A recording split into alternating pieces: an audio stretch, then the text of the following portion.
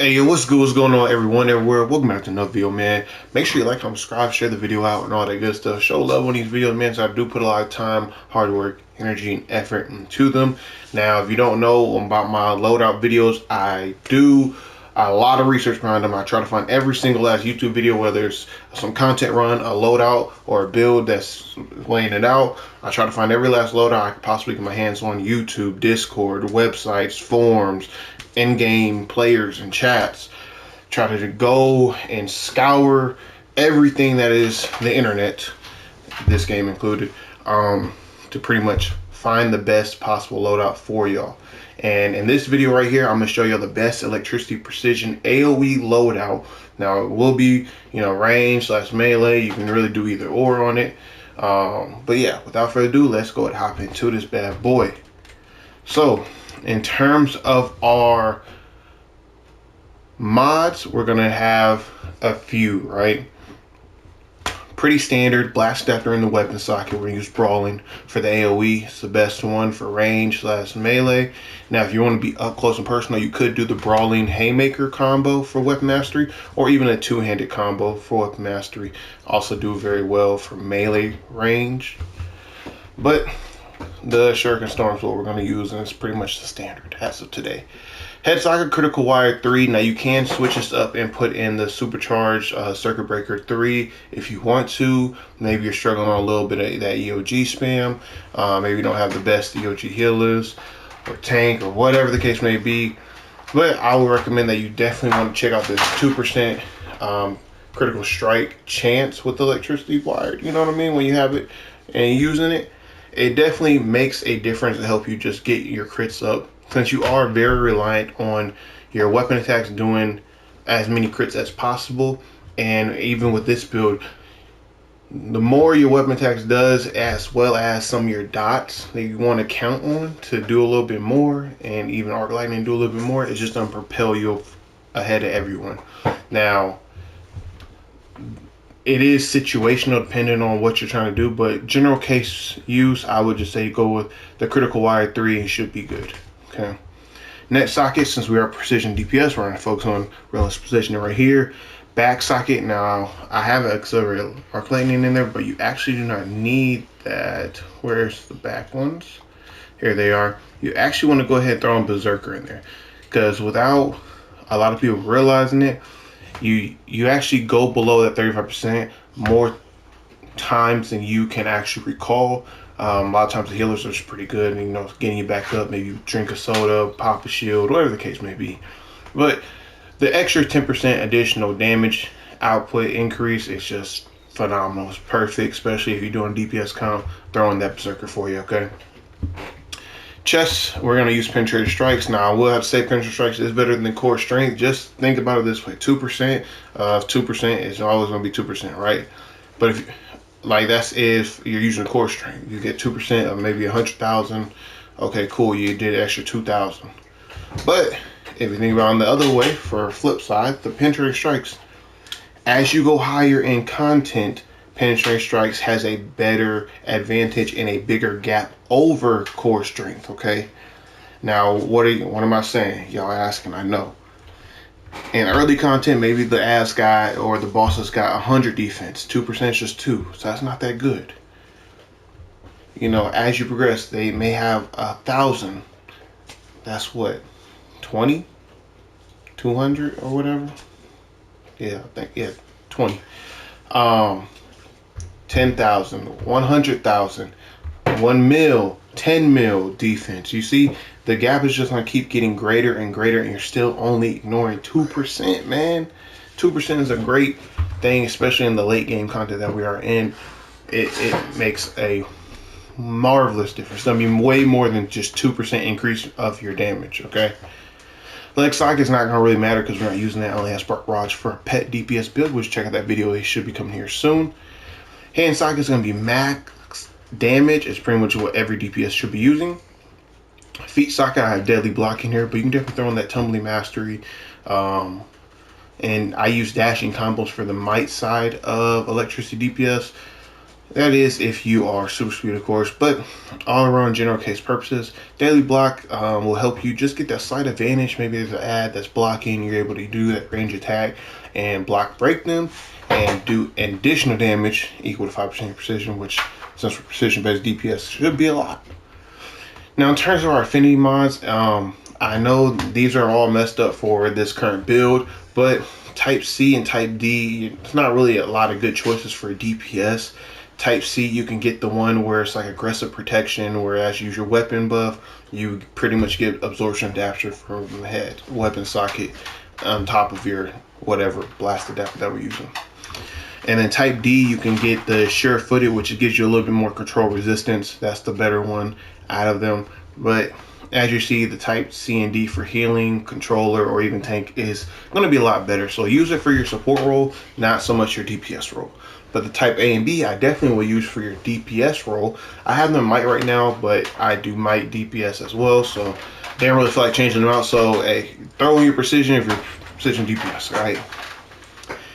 Now, in terms of our trinket setup, we're gonna have tier 3 pet. If you want to know what does the strongest one, check Obsidian Chill's video. Put a lot of energy and effort and hard work into that, so check that out. Mother box is not the strongest. It's just in that realm of the like top 3 or something like that.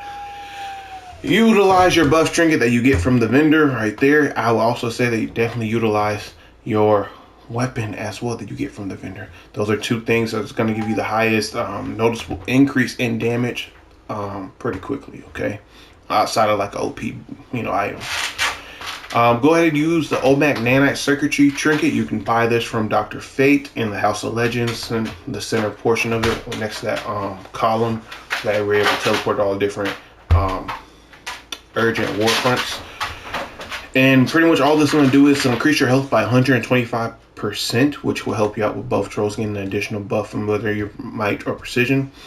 And also will give you an additional 5% critical attack chance as well. So go ahead and utilize this. I like throwing in the 4th slot, the henchman, the backup, whatever you want to call it. And pretty much, where's my mummies one? I know I have it. Yeah, use mummies for the current DLC.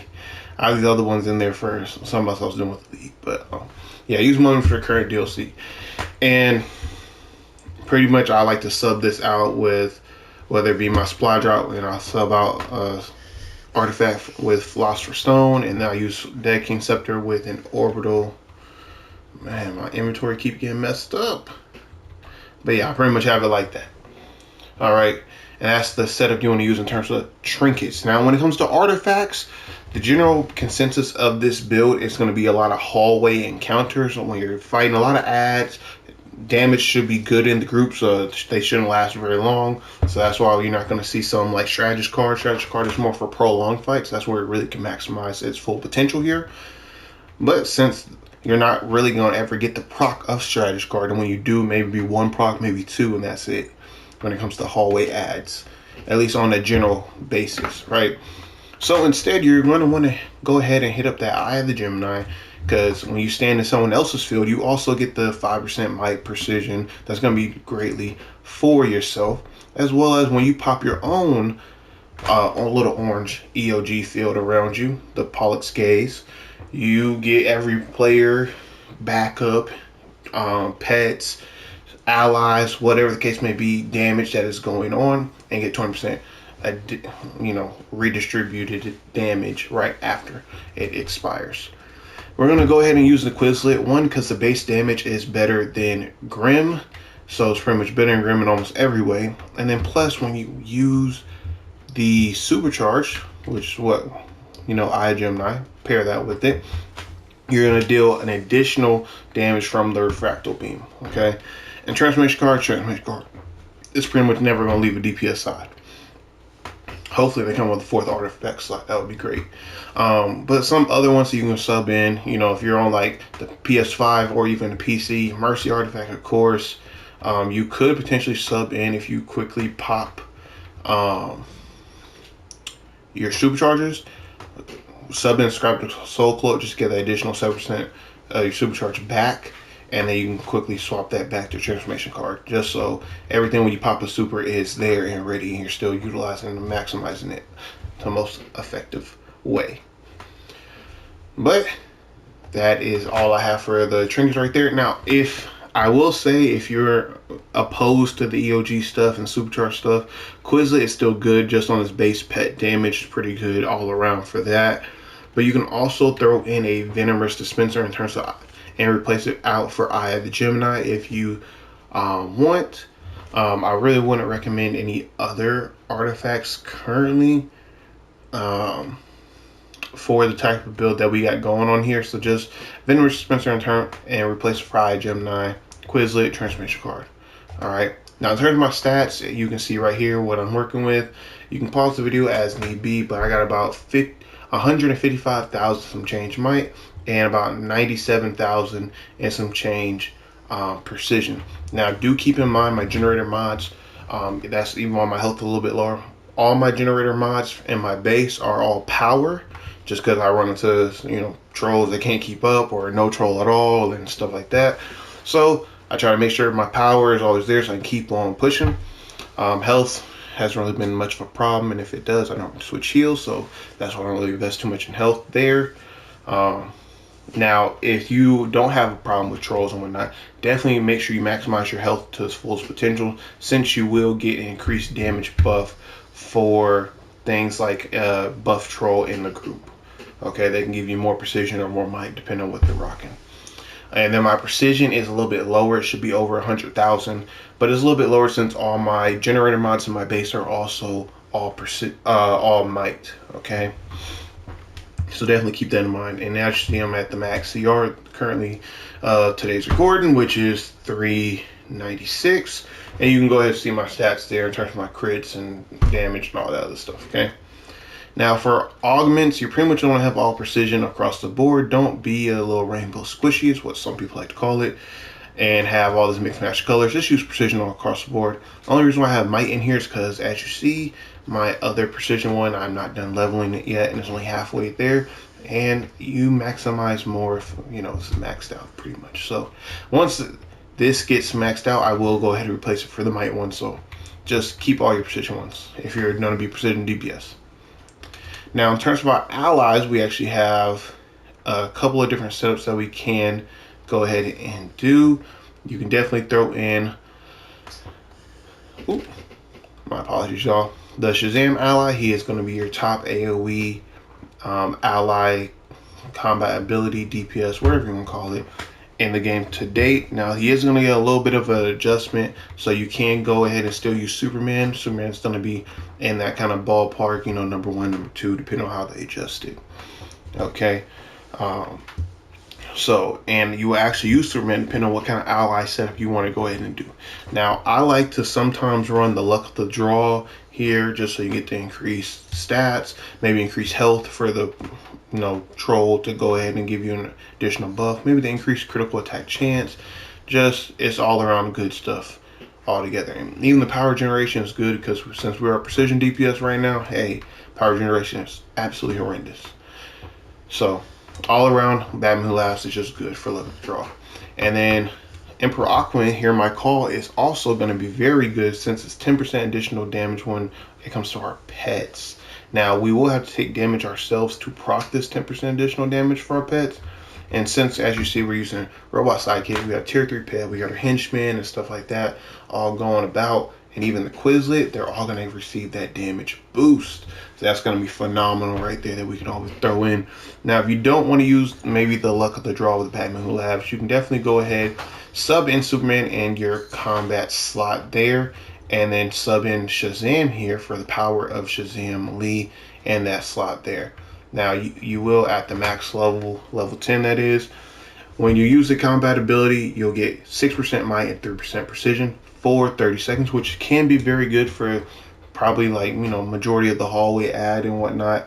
But sometimes it does run out. Maybe if you die or something, then you lose that buff. That's why at times, depending on what I'm running, who's all in the group, I like to go ahead and keep it simple with the Batman Who Laughs and Emperor Aquaman. Now, you also can throw in Death Metal Batman if you're going to remember to roll, because it gives you a better buff, which is going to be a 10% of your might and 5% of your precision, with a little bit of that damage buff as well, 40%. So you're not really going to die there. So maybe, depending on how you want to run it, I would recommend that if you're just doing strictly yourself and control yourself damage, you can take off of Emperor Aquaman, put Death Metal Batman in the mix, and go Shazam if you're just trying to maximize that full 30 seconds that's happening there for that buff. But if not, you can definitely do the other ones I recommended. Okay. Third for our spec, we're going to do weapons. Like I said before, we're doing brawling. We're going to come down to get Shuriken Storm Mastery. To get that, you will have to spec into martial arts and spec all the moves until you get the martial arts master right here. Then come back to brawling and get that one right there. Now, I recommend that you don't get this one over here as well, because sometimes it will mess up your combo. You know, maybe your fingers are, you know, being a little lazy and staying down a little too long. So you don't want to mess that up there. In terms of your movement, if you have super speed, I will get a super speed loadout and a non-super speed loadout as well. So keep that in mind, okay? In terms of your movement, I like to get all the breakout masteries and whatnot. And if you're super speed, get Whirling Dervish. It will actually make a difference. So, and then in terms of iconic powers, definitely get your robot sidekick and your super strength for that minimal slight buff and damage. Now you can definitely use the Neo Venom boost or even Pheromone Bloom. Word power is going to be good for might DPS, but not precision DPS. Just a little recap for you. In terms of our stat points, how we're going to spec it is pretty much straight down the left hand column, and in terms of priority, it's going to follow as suit as well. So get your weapons experts focus. Go ahead and get your crits first, then your damage. You know, crit damage first, crit chances. My apologies. Crit chance first, crit damage second, max out for your precision as can it be, and then dump everything else in mind power. Now, I do definitely recommend that you at least put in 1, 5, or even 10 in your health here to get those percent. Well, the initial one is 400. After that, you get the percentage of 1% health, and then, you know, 2%, 3%, 5%, stuff like that of health, which will help you out in maximizing not only your survivability, but your damage when it comes to a buff troll in the group. And then these other ones like Vitalization, since being weapons expert focus, we'll lose 25% power generation. We can, you know, slightly help ourselves out with that 45 Vitalization right there. Restoration, we can get it to help out ourselves in the group when we use Arc Lightning later. Even with Dominance, it's to help our stuns. It's going to help if we throw out a shield and a little bit of our healing as well with Arc Lightning, okay? Now, in terms of a loadout, our super speed variation of this loadout is pretty much going to follow as suit. We're going to use Electrogenesis into Wired. Actually, they got 12-second cooldown, so they match perfectly there. Arc Lightning, Whirling Dervish is what we're going to alternate in between. So sorry, y'all, I got a call coming in. But let's finish up this loadout right here. Then we got Robot Sidekick and Circuit Breaker. Now, I will say you can switch out Electrogenesis for a Tesla Ball if you want a little bit increased supercharged generation, and or if the ads exceed more than 10 ads in that group. Now, Electrogenesis pretty much reigns supreme in terms of one of Electricity's best dots, but Tesla Ball will take the cake when more ads are in the picture. Now, if you're less than 10, maybe you're 8 ads and below, or even 7 ads and below, Electrogenesis is where you want to be at. If you're going to be in that 8+ range, you know, closer to 10, 12, 20 ads or whatever the case may be, definitely pop in Tesla Ball. It's going to make a world of a difference and hit a bit harder. Okay. Now, in terms of rotation, I kind of already said it. You're going to clip Electrogenesis to Wired. Let's come down here so we can see it. Electrogenesis into Wired. Do a weapon combo. Pop Arc Lightning. Do another weapon combo. Whirling Dervish, cancel it out by a weapon tap, and it's pretty much a cycle between Arc Lightning and Whirling Dervish. Now, as you see by the loadout, they're both 3-second cooldowns, which is what you want to be at for pretty much anything precision, where your precision DPS in here. Just got 3-second cooldown, works perfectly to alternate back and forth between a weapon mastery combo and then the ability, weapon mastery combo and ability, and so on and so forth, okay? Now, I will have to say I won't be able to fully show y'all the full scope of this, but I have hit very hard, almost 350,000 per second when it comes to 10-second parser. That's a 3.5 million damage with this loadout here, and I even did it very close to it on the non-super speed variation, which is going to be pretty much where you pop in Tesla Ball in terms of Whirling Dervish. If you don't like Tesla Ball for Whirling Dervish, since it does have 6-second cooldown, some people don't like it, you can use Electrostatic Bomb. It will give you a little bit less. Oh my goodness, I'm getting calls. It will give you a little bit less, but I will have to say that Tesla Ball will take the cake, and if everything lines up with your dots and how everything's going, this is going to be the better one for you to use. Now, if you go ahead and we show the damage spec, or the damage parsers here, I will have to throw in strategy card just because since this is going to be a little bit longer fight, strategy card is pretty much going to give you around 100k more damage per second, if I'm being completely honest with y'all. You're gonna see stuff that hits sometimes as low as 14,000 per like tick, all the way up to like 40,000 even. I saw on these sparring targets here when it starts to crit heavy, and then if you get like 3 to 4 of the dots going on the 5 targets, you're definitely gonna hit that 100k plus mark additional damage just by this artifact alone. Now, in terms of this build, it's more meant for hallways, quick burst, keep going and keep pushing, you know, actually doing your competitions and whatnot. So that is not going to be ideal. But in terms of the parser, just so you can see a good loadout and good parsers here, we're going to throw that on, okay? So definitely keep that in mind. Now, for our non-super speed variation, the rotation is pretty much going to stay the exact same, but we are going to have to make a slight alteration here. So we're going to use electrogenesis into wired. Go ahead and do our combo weapon. Arc lightning, combo weapon. Tesla ball, combo weapon. Arc lightning, combo weapon twice. Back to arc lightning, and then we should be able to pop electrogenesis wired again. Pretty much going to rinse repeat that, okay? And you'll see that it will get higher and higher, and that higher 200,000s per second there, and it will definitely get over that 300,000 quite easily once the strategist card starts picking everything back up, okay? So let's see if we can actually get it over there.